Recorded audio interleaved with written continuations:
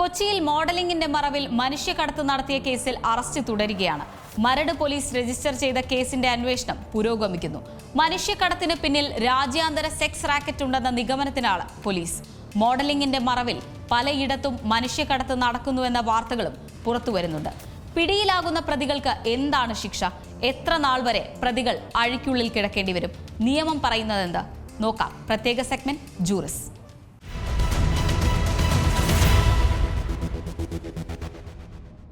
മലയാളികൾ ഉൾപ്പെടെയുള്ളവരെ തട്ടിക്കൊണ്ടുപോയി പെൺവാണിഭത്തിലും മറ്റും ഉൾപ്പെടുത്തുന്ന ഒരവസ്ഥ മിഡിൽ ഈസ്റ്റ് കേന്ദ്രീകരിച്ച് ഒരു വലിയ സെക്സ് റാക്കറ്റ് തന്നെ വന്നു എന്നത് രാജ്യത്തിനെ നടുക്കുന്ന ഒരു സംഭവ വികാസമായിട്ട് തന്നെ കാണേണ്ടിയിരിക്കുന്നു.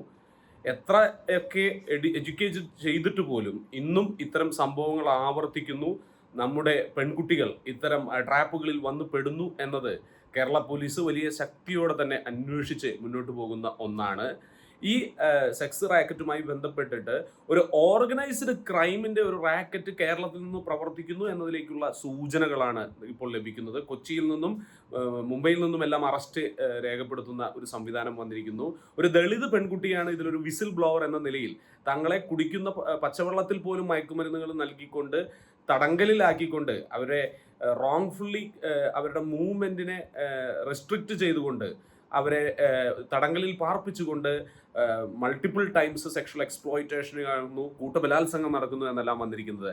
ഇതിലെ ഒരു നിയമത്തിന്റെ ഒരു സാധ്യത പരിശോധിച്ചു കഴിഞ്ഞാൽ ബഹുമാനപ്പെട്ട പാർലമെന്റ് ഇപ്പോൾ അടുത്ത കാലങ്ങളിലായിട്ട് പുതുക്കി കൊണ്ടുവന്നിട്ടുള്ള നിയമസംഹിതയായ ഭാരതീയ ന്യായ സംഹിത വെച്ച് നോക്കിക്കഴിഞ്ഞാൽ, പഴയ IPCയെ സബ്സ്റ്റിറ്റ്യൂട്ട് ചെയ്തു വെച്ച BNS വെച്ച് നോക്കിയാൽ വകുപ്പ് 143 പ്രകാരം ഹ്യൂമൻ ട്രാഫിക്കിങ്ങിനെ വളരെ ഗൗരവതരമായ വലിയ പണിഷ്മെന്റ് കൊടുക്കേണ്ട ഒരു ഓർഗനൈസ്ഡ് ക്രൈമിന്റെ ഗണത്തിൽപ്പെടുത്തിയിരിക്കുന്നതായിട്ട് കാണാം.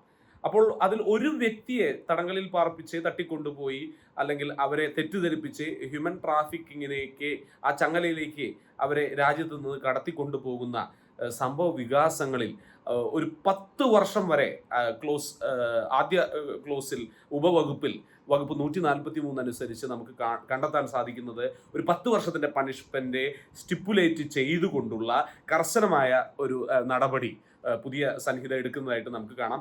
അതേസമയം ഇത് മൾട്ടിപ്പിൾ പേഴ്സൺസ്, ഒന്നിലധികം വ്യക്തികളെ ഇത്തരം ഹ്യൂമൻ ട്രാഫിക്കിങ്ങിലേക്ക് കൊണ്ടുപോകുമ്പോൾ വകുപ്പ് 143 തന്നെ ഉപവകുപ്പ് 143 സബ് ക്ലോസ് 3 കണ്ടു കഴിഞ്ഞാൽ നമുക്ക് മനസ്സിലാകും അത് ലൈഫ് ഇംപ്രിസൺമെന്റ് വരെ, ഒരു തരത്തിൽ പറഞ്ഞാൽ ജീവപര്യന്തം തടവ് വരെ കൊടുക്കാവുന്ന വലിയ ഗൗരവതരമായ ലൈഫ് ഇംപ്രിസൺമെന്റിന്റെ ഇൻസ്റ്റൻസസിലാണ് ഇതിനെ നോക്കിക്കാണുന്നത്. അപ്പോൾ അതിന്റെ ഗൗരവം അത്ര കണ്ടുള്ളത് കൊണ്ട് തന്നെയാണല്ലോ ഇത്തരത്തിൽ ഇത് ചെയ്തിരിക്കുന്നതെന്ന് നമുക്ക് മനസ്സിലാക്കാൻ പറ്റും. അപ്പോൾ വർദ്ധിച്ചു വരുന്ന ഇത്തരം സാഹചര്യങ്ങളിൽ ഇപ്പൊ ഇതിൽ തന്നെ ഈ കേസിന്റെ ഒരു മോഡസ് ശ്രദ്ധിച്ചു കഴിഞ്ഞാൽ നമുക്ക് മനസ്സിലാക്കാൻ സാധിക്കും. ഈ ഇൻസ്റ്റാഗ്രാം റീലുകൾ, സോഷ്യൽ മീഡിയ റീലുകളും മറ്റും വെച്ചുകൊണ്ട് ഈ കുട്ടികളെ ഇൻസ്റ്റിഗേറ്റ് ചെയ്തുകൊണ്ട് ഇത്രാം തീയതി ഒരു പരിപാടി നടക്കുന്നു, അവിടെ ഇന്ന ഷോപ്പിംഗ് മോളിൽ വെച്ച് ഞങ്ങൾ നടത്തുന്ന പരിപാടിയിലേക്ക് കേരളത്തിൽ നിന്നുള്ള സുന്ദരികളായ മിടുക്കികളായ പെൺകുട്ടികൾക്ക് ഒരവസരം, നിങ്ങളുടെ മോഡലിംഗ് കരിയറിനെ കൂടുതൽ നർച്ചർ ചെയ്യാൻ വേണ്ടി ഞങ്ങൾ ഇതാ മിഡിൽ ഈസ്റ്റിലേക്ക് ഞങ്ങളെ ക്ഷണിക്കുന്നു.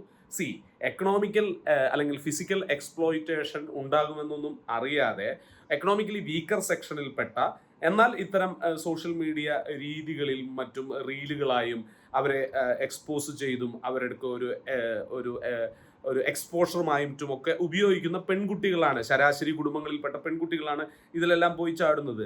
ഒരു ഫ്രീ ഓഫ് കോസ്റ്റിലുള്ള ഫ്ലൈറ്റ് ടിക്കറ്റ്, അക്കോമഡേഷൻ, ആദ്യം ഒരാഴ്ച അവർക്ക് പല വേദികളിൽ ഈ പറഞ്ഞ പോലുള്ള ഷോപ്പിംഗ് മാളുകളിലും മറ്റും പരിപാടികൾ അതെല്ലാം അറേഞ്ച് ചെയ്ത് കഴിയുമ്പോൾ പിന്നീട് ഇവരെ ഈ അക്കോമഡേഷൻ സെന്ററിൽ കുടിക്കുന്ന വെള്ളം, കഴിക്കുന്ന ഭക്ഷണം, അതിലെല്ലാം ഈ ഇൻടോക്സിക്കേറ്റ് ചെയ്തുകൊണ്ട് വിഷപരമായ അല്ലെങ്കിൽ ലഹരിപരമായ പദാർത്ഥങ്ങൾ നൽകി അവരെ സർവ്വനാഡീവ്യൂഹങ്ങളെയും തകർത്തിക്കൊണ്ട് അവരെ മയക്കിക്കെടുത്തിക്കൊണ്ട് കൂട്ടബലാത്സംഗം ചെയ്യുന്ന വിഷയങ്ങളാണ് ഇപ്പോൾ റിപ്പോർട്ട് ചെയ്യപ്പെടുന്നത്. അപ്പോൾ വളരെ ഗൗരവത്തോടു കൂടിയാണ് കേരളം കാണേണ്ടത്. പ്രത്യേകിച്ച് കാനഡയിലേക്കും യൂറോപ്പിലേക്കുള്ള മറ്റു പല രാജ്യങ്ങളിലേക്കും മിഡിൽ ഈസ്റ്റിലേക്കും ഒക്കെ ഒരുപാട് മൈഗ്രേഷൻ നടക്കുന്ന ഒരു യുവാക്കളുള്ള ഈ സമൂഹത്തിൽ, പ്രത്യേകിച്ച് എക്കണോമിക്കൽ ഇൻഡിപെൻഡൻസിന് വേണ്ടിയിട്ട് പുറപ്പെട്ടു പോകുന്ന പെൺകുട്ടികളുള്ള ഒരു സമൂഹം ആയി മാറിക്കൊണ്ടിരിക്കുന്ന കേരളത്തിൽ നമ്മുടെ പെൺകുട്ടികളെ ലാക്കാക്കിക്കൊണ്ട് അവരെ ചൂഷണം ചെയ്യാൻ, അല്ലെങ്കിൽ ഈ സോഷ്യൽ മീഡിയ, ഇൻസ്റ്റാഗ്രാം എക്സ്പോഷർ ആഗ്രഹിക്കുന്ന ഈ പെൺകുട്ടികളെ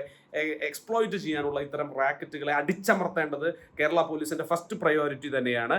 പിന്നെ ഇതിലൊരു ഡിഫൻസായി, അല്ലെങ്കിൽ അവർ പറയുന്നത് ഈ പെൺകുട്ടികൾ ഞങ്ങളിലേക്ക് സ്വാഭാവികമായിട്ട് ആകർഷിക്കപ്പെടുകയായിരുന്നു, അവരെ ഞങ്ങൾ വിളിച്ചു വരുത്തിയതല്ല, അവരായി ഇങ്ങോട്ട് വന്നു, ഇതെന്താ കീടങ്ങളോ പ്രാണികളോ ഒന്നുമല്ലല്ലോ ഞങ്ങൾ കൊണ്ടുവരാൻ, ഞങ്ങൾ അങ്ങനെ പിടിച്ചു കൊണ്ടുവരാനുള്ള മൃഗങ്ങളൊന്നുമല്ല എന്ന രീതിയിൽ വളരെ ഉദാസീനമായ രീതിയിൽ പ്രതികളിൽ ചിലർ വിദേശത്തു നിന്നും മറ്റും സംസാരിക്കുന്നത് നമ്മൾ കണ്ടു. പക്ഷേ ഇവിടെ വകുപ്പ് 143 ഹ്യൂമൻ ട്രാഫിക്കിംഗ് തടയുമ്പോൾ പാർലമെന്റേറിയൻസിന്റെ ഇന്റൻഷൻ ഓഫ് ദ ലെജിസ്ലേച്ചർ നമുക്ക് മനസ്സിലാക്കാം.